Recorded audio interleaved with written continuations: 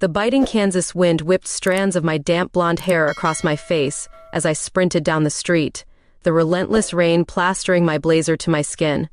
I swore under my breath, of all the days to forget my umbrella, it had to be the day the heavens decided to open up.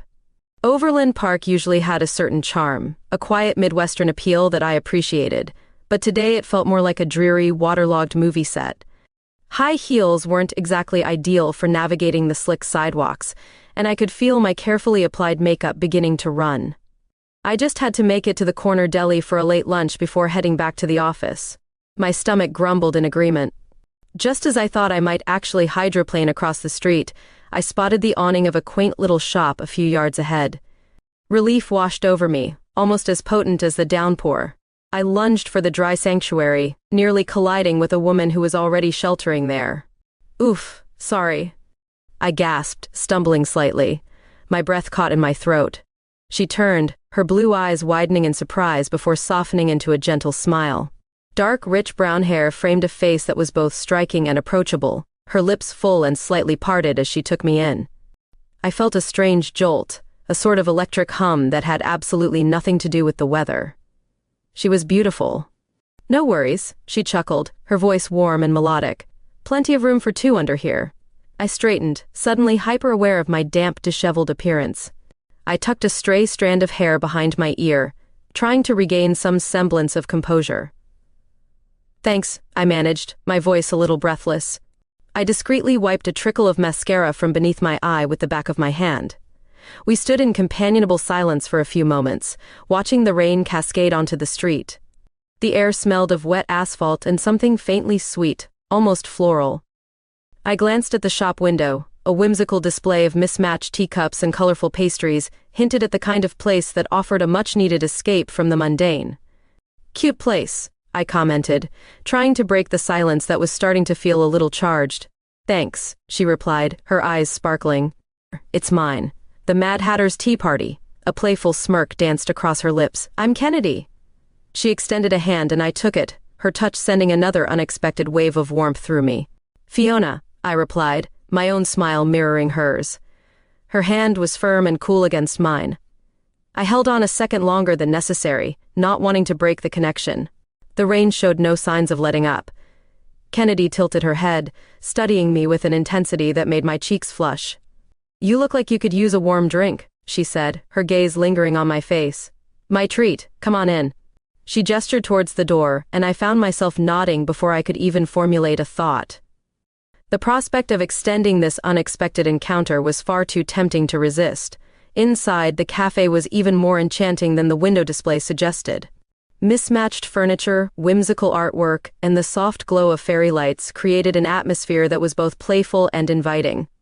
The aroma of freshly brewed coffee and baking pastries hung in the air, a comforting blend that instantly eased the chill from my damp clothes. Kennedy led me to a small table tucked away in a cozy corner, the walls adorned with framed quotes from Alice in Wonderland. She disappeared behind the counter, her movements graceful and efficient, as she prepared 2 steaming mugs of something that smelled heavenly. "Hot chocolate," she announced, placing the mugs on the table. "With a touch of cinnamon, perfect for a rainy day." I wrapped my hands around the warm ceramic, feeling the heat seep into my chilled fingers. "Thank you," I murmured, taking a tentative sip. The rich, creamy liquid was just what I needed. We fell into easy conversation, discussing everything from the unpredictable Kansas weather to our favorite books and movies. I learned that Kennedy had always dreamed of opening her own cafe, inspired by her childhood love of all things whimsical and fantastical. I told her about my work as a project manager, a career that was challenging but ultimately fulfilling. I discovered a shared passion for vintage vinyl records and a mutual appreciation for quirky independent films. With every passing minute, the initial spark of attraction intensified, growing into something that felt both exciting and strangely familiar.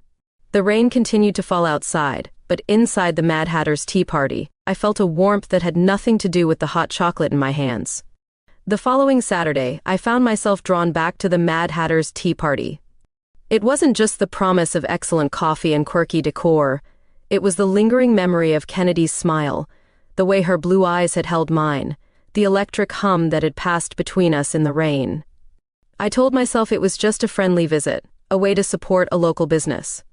But deep down, I knew I was hoping for another encounter with the captivating cafe owner. The tinkling of the bell above the door announced my arrival. Kennedy looked up from behind the counter, her face breaking into a wide, genuine smile that made my stomach flip. "Fiona!" she exclaimed, her voice warm and welcoming. "Back for more?" I couldn't help but smile back. Couldn't resist, I admitted, my gaze lingering on her. She was wearing a simple black dress that accentuated her curves, her dark hair pulled back in a loose bun, a few stray strands framing her face. She looked even more stunning than I remembered. The cafe was bustling with activity, a mix of students hunched over laptops, couples sharing intimate conversations, and families enjoying afternoon treats. Kennedy gestured towards a vacant table near the window. "Grab a seat," she said. "I'll bring you the usual." I raised an eyebrow, surprised. "The usual?" I asked, amused. "We've only met once," she winked. "I have a good memory for faces and coffee orders," she replied, a playful glint in her eyes. I chuckled, feeling a blush creep up my cheeks. She remembered my order. A small detail, but it made me feel strangely special. A few minutes later, she arrived at my table with a steaming mug of latte, artfully decorated with a swirling heart. "One latte with an extra shot of espresso, just the way you like it," she said, placing the mug in front of me. "You're good," I conceded, impressed. She pulled up a chair and sat across from me, her blue eyes sparkling with mischief. "So," she began, leaning forward slightly, "tell me more about this project manager who braves Kansas downpours in high heels." We fell into easy conversation once more, the initial awkwardness of our first encounter replaced by a comfortable familiarity. We talked about our families, or rather, the lack thereof. Both of us had lost our parents years ago and had forged our own paths, carving out lives for ourselves in Overland Park. We discussed our dreams and aspirations, our fears and insecurities. I found myself opening up to her in a way I hadn't with anyone in a long time. There was something about Kennedy's presence, her attentiveness, that made me feel safe and seen. As the afternoon wore on, the cafe began to empty. The setting sun cast long shadows across the room, painting the walls in hues of orange and gold. Kennedy and I were the last ones left, lost in conversation, our hands occasionally brushing as we reached for the sugar dispenser. The air between us crackled with an unspoken energy, a tension that was both exhilarating and slightly unnerving. I found myself captivated by her every gesture, every inflection in her voice, the way her eyes crinkled at the corners when she smiled. When I finally glanced at my watch, I was surprised to see how late it was. "Wow," I breathed. "I didn't realize the time. I should probably get going." A flicker of disappointment crossed Kennedy's face. "Me too," she said softly. We stood up simultaneously, our bodies close enough that I could feel the warmth radiating from hers. As we reached the door, she hesitated, her hand hovering near mine. Then, impulsively, she reached out and gently tucked a stray strand of hair behind my ear, her fingers lingering against my cheek for a moment. A shiver ran down my spine. "I had a really nice time, Fiona," she murmured, her voice barely above a whisper. Her eyes held mine, and I saw a flicker of something intense, something that mirrored the emotions swirling within me. "Me too," I replied, my voice equally soft. The silence stretched between us, charged with unspoken words and desires. Then, before I could second-guess myself, I leaned in and kissed her. It was a brief, tentative kiss, a feather-light touch of lips against lips, but it was enough to send a jolt of electricity through my entire body. She pulled back slightly, her eyes wide with surprise. For a heartbeat, I thought I had misread the signals, that I had overstepped. But then a slow smile spread across her face, and she leaned back in, her hand finding mine. This kiss was deeper, more insistent. A silent acknowledgement of the undeniable connection that had sparked between us in the rain. When we finally broke apart, we were both breathless, our cheeks flushed, our hands intertwined. The rain had stopped, and the city lights twinkled outside the cafe window. As I walked away, I couldn't stop smiling. I knew this was just the beginning. The days that followed were a blur of stolen glances, lingering touches, and increasingly flirtatious text messages. My phone buzzed constantly with messages from Kennedy, witty observations about daily life, playful teasing, and late-night confessions that left me breathless. I found myself constantly checking my phone, a silly grin plastered across my face. It was exhilarating, this giddy feeling of newfound connection, the anticipation of our next encounter. Work became a distraction, my mind wandering back to Kennedy and our stolen moments together. I'd catch myself doodling her name in the margins of my notes, my thoughts consumed by the memory of her lips on mine. The way her hand felt in mine. Even the most mundane tasks seemed infused with a newfound energy, a vibrant sense of possibility. One evening, Kennedy texted me, "Picnic in the park tomorrow? I make a mean grilled cheese." My heart skipped a beat. A picnic. It sounded perfect. "I'll bring the wine," I replied, already picturing us sprawled out on a blanket, sharing food and laughter under the warm Kansas sun. The next day, we met at Luce Park, a sprawling oasis of green in the heart of Overland Park. Kennedy had packed a basket overflowing with gourmet sandwiches, fresh fruit, and homemade cookies. I brought a bottle of chilled rose and a soft checkered blanket. We found a secluded spot under a sprawling oak tree, the sunlight dappling through the leaves. As we ate, we talked about everything and nothing, our conversation flowing effortlessly between lighthearted banter and deeper, more personal revelations. I learned about Kennedy's passion for rescuing stray animals, her dream of opening a second cafe location, and her surprisingly competitive streak when it came to board games. I shared my own anxieties about my career, my longing for a deeper connection, and my secret love for cheesy romantic comedies. With every passing hour, the connection between us deepened. I found myself drawn to her easy laughter, her infectious enthusiasm, and the way her eyes lit up when she talked about something she was passionate about. She had a way of making me feel completely at ease, completely myself. As the sun began to dip below the horizon, casting long shadows across the park, a comfortable silence settled between us. We lay back on the blanket, watching the clouds drift lazily across the sky. A gentle breeze rustled the leaves overhead, creating a soothing symphony of nature. I turned my head to look at Kennedy, her profile outlined against the fading light. She was breathtaking. A stray strand of hair had fallen across her face. Without thinking, I reached out and gently tucked it behind her ear. My fingers lingered against her cheek, the skin soft and warm beneath my touch. She turned her head towards me, her blue eyes meeting mine. The air between us crackled with unspoken desire. "You have something," I murmured, my voice barely above a whisper, "right there." My thumb gently grazed her cheekbone, tracing the delicate curve of her jawline. She closed her eyes, a soft sigh escaping her lips. The moment stretched, suspended in time, the world around us fading away.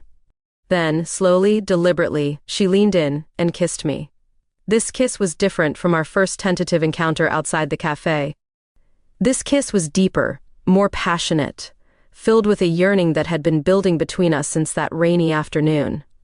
Her lips were soft and warm against mine, her hand finding its way to my hair, gently cradling the back of my head. I wrapped my arms around her, pulling her closer, deepening the kiss. The world spun around us, a kaleidoscope of colors and sensations. The scent of freshly cut grass mingled with the sweet aroma of Kennedy's perfume, creating an intoxicating mix that filled my senses. The gentle breeze felt like a caress against my skin, the setting sun painting the sky in hues of pink and orange. In that moment, nothing else mattered.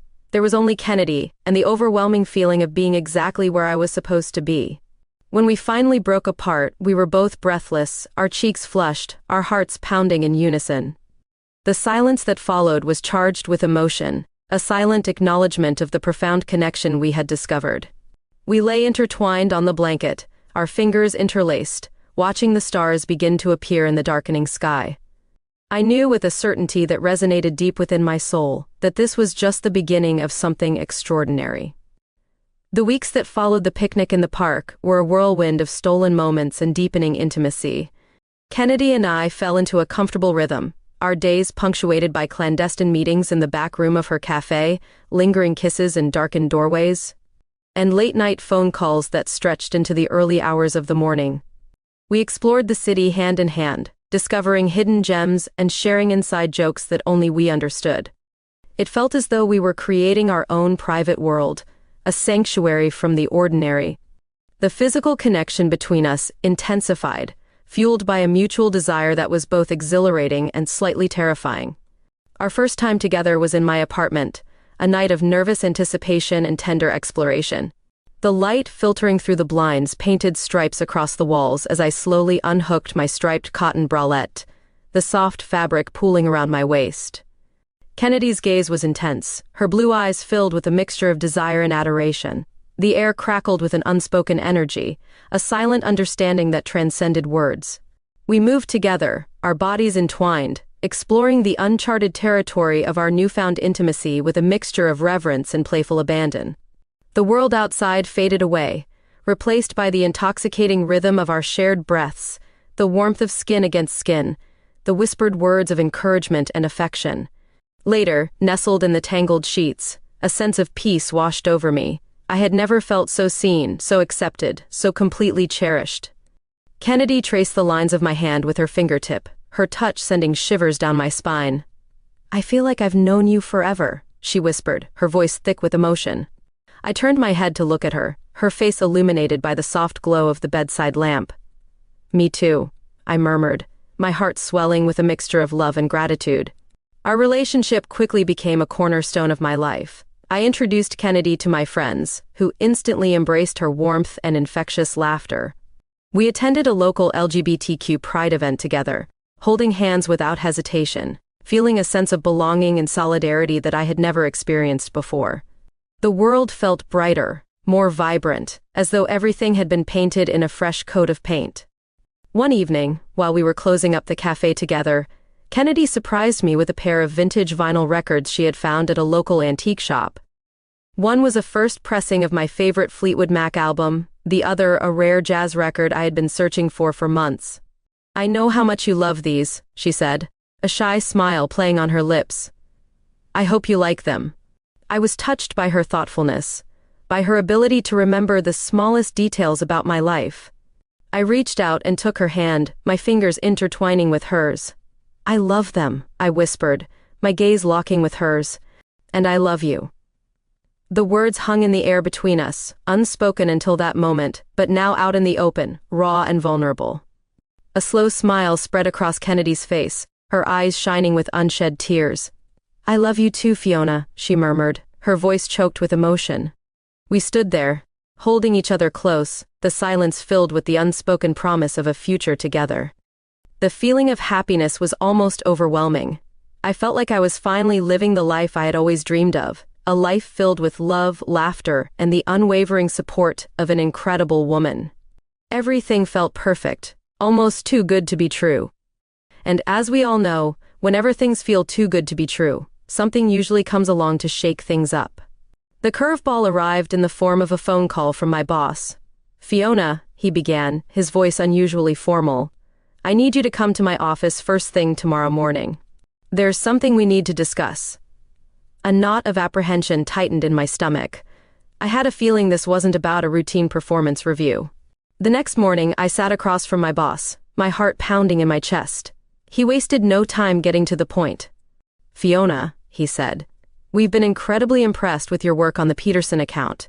Your leadership and innovative thinking have been instrumental in securing this contract." He paused, his gaze meeting mine. "We'd like to offer you a promotion." Relief washed over me, quickly followed by a surge of excitement. A promotion. This was something I had been working towards for years. But then he continued, "The position is based at our headquarters in Chicago." My breath caught in my throat. Chicago. Hundreds of miles away from Overland Park, away from Kennedy, away from everything I had built with her. The knot in my stomach tightened again, this time with a different kind of tension. The rest of the meeting was a blur. I vaguely remember discussing the details of the new role, the increased responsibilities, the significant pay raise. But my mind was racing, trying to process the implications of this unexpected opportunity. A promotion meant career advancement, financial security, a chance to prove myself on a larger scale. But it also meant leaving Kennedy, leaving the life we had created together, leaving the woman I loved.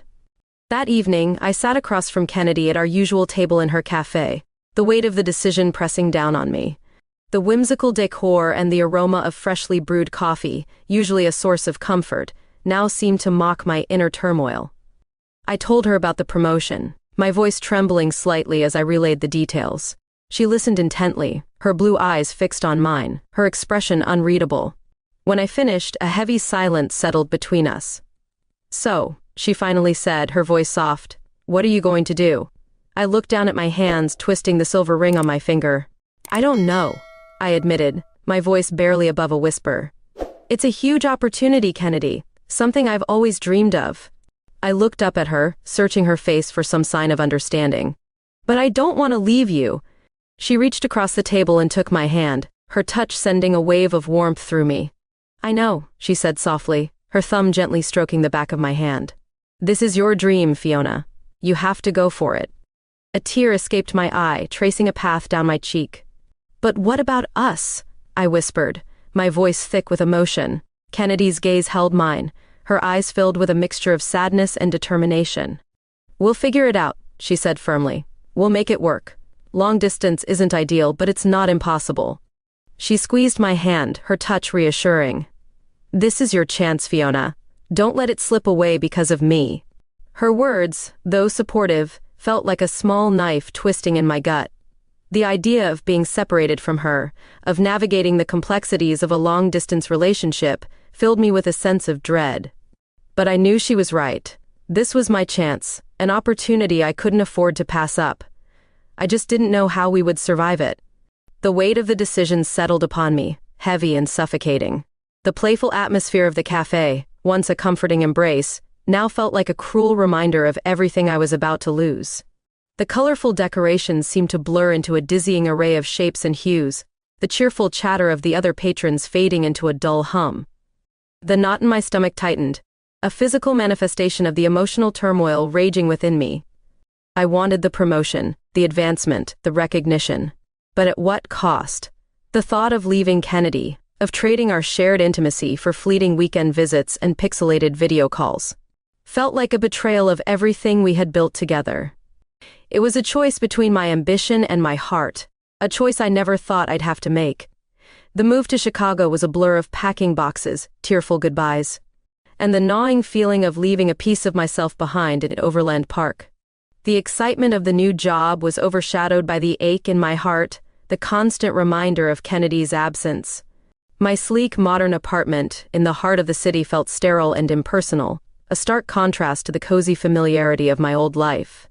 The first few weeks were a whirlwind of new faces, new responsibilities, and the relentless pressure to prove myself in a demanding corporate environment. I threw myself into my work, trying to distract myself from the growing distance between Kennedy and me.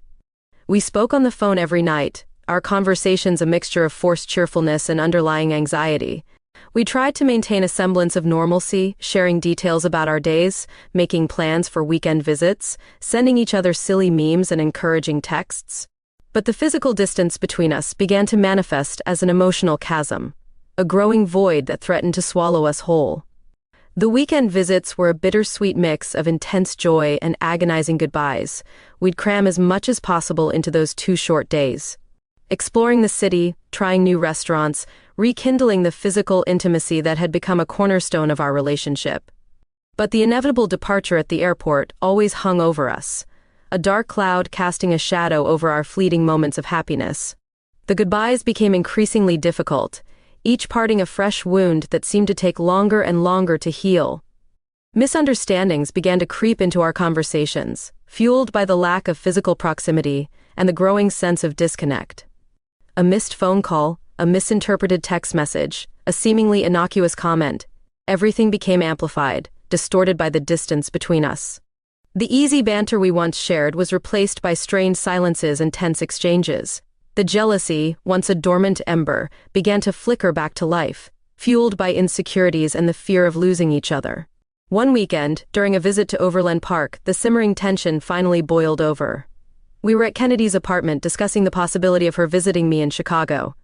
"I just don't know when I can get away from the cafe," she sighed, running a hand through her hair. "It's been so busy lately." I interpreted her hesitation as disinterest, as a sign that she wasn't willing to put in the effort to make our long-distance relationship work. "So, you're saying you don't want to come visit me?" I snapped, my voice sharper than I intended. Kennedy's eyes flashed with hurt. "That's not what I said, Fiona," she retorted, her voice tight with frustration. She trailed off, shaking her head. "It's complicated." "Complicated?" I repeated, the word dripping with sarcasm. Or is it just that you don't care enough? The words hung in the air between us, sharp and venomous. I instantly regretted saying them, but the damage was done. The argument escalated quickly, fueled by months of pent-up frustration and unspoken fears. We hurled accusations at each other, our words laced with anger and resentment. The love that had once bound us together, now a twisted, tangled mess. We said things we didn't mean, things we couldn't take back. The fight ended with me storming out of her apartment, tears streaming down my face, the silence of the night amplifying the deafening roar of my own insecurities. As I walked through the familiar streets of Overland Park, the city lights blurring through my tears, I felt a profound sense of loss. I had come here seeking solace, seeking the comfort of Kennedy's arms, the reassurance of her love. Instead, I found myself alone, lost in a maze of doubt and uncertainty. The distance, once a manageable obstacle, now seemed like an insurmountable barrier, a vast expanse separating me from the woman I loved. I questioned everything, the move to Chicago, the promotion, the viability of our relationship. Had I made a terrible mistake? Had I sacrificed my happiness for a career advancement that now felt hollow and meaningless? The weight of my choices pressed down on me, heavy and suffocating. The vibrant city, once a symbol of opportunity and excitement, now felt like a gilded cage, trapping me in a life I no longer recognized.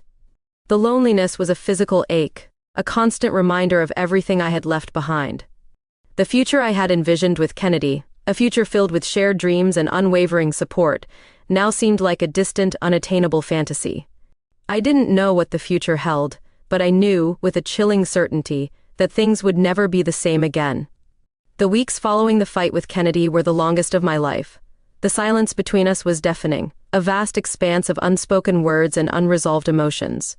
I threw myself into my work, burying myself in spreadsheets and conference calls, trying to drown out the constant ache in my heart. Chicago, once a symbol of opportunity and excitement, now felt like a concrete prison, each towering skyscraper a monument to my isolation.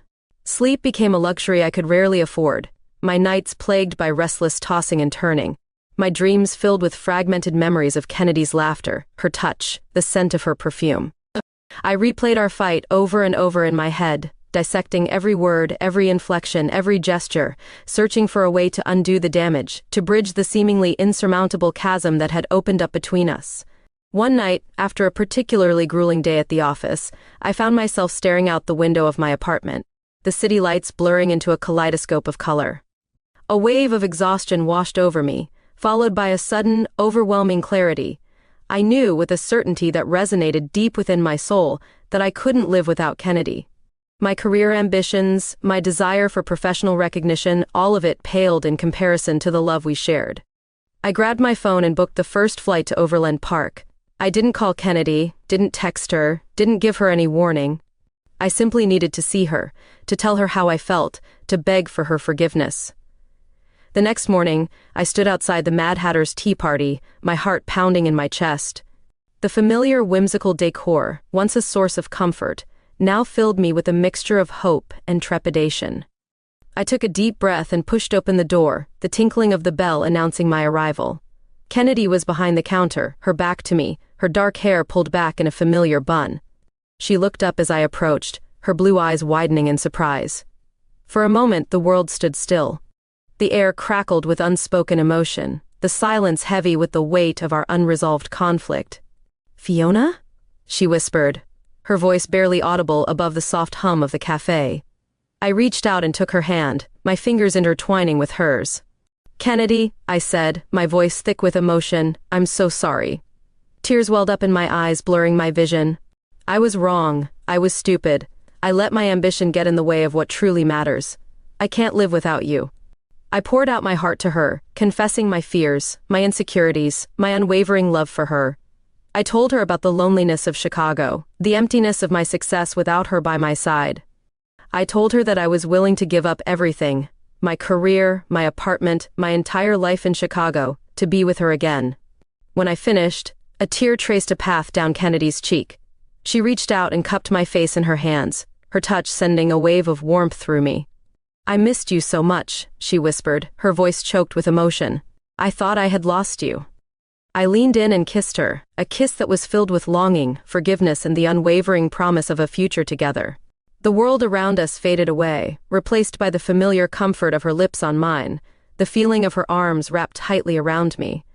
"I have an idea," I said, pulling back slightly, a mischievous glint in my eyes. "What if we opened a Mad Hatter's Tea Party in Chicago? A little piece of Overland Park in the heart of the city." Kennedy's eyes lit up, a spark of excitement igniting within them. "Are you serious?" she breathed, her voice filled with wonder. I nodded, my smile widening. "Completely serious. We can do this, Kennedy. Together." And so we embarked on a new adventure, a journey that would take us from the familiar streets of Overland Park to the bustling metropolis of Chicago. We found a charming storefront in a vibrant neighborhood, decorated it with whimsical artwork and mismatched furniture, and filled it with the aroma of freshly brewed coffee and homemade pastries. The Mad Hatter's Tea Party Chicago became a haven for those seeking a moment of escape, a place where laughter and conversation flowed freely, a testament to the power of love and second chances.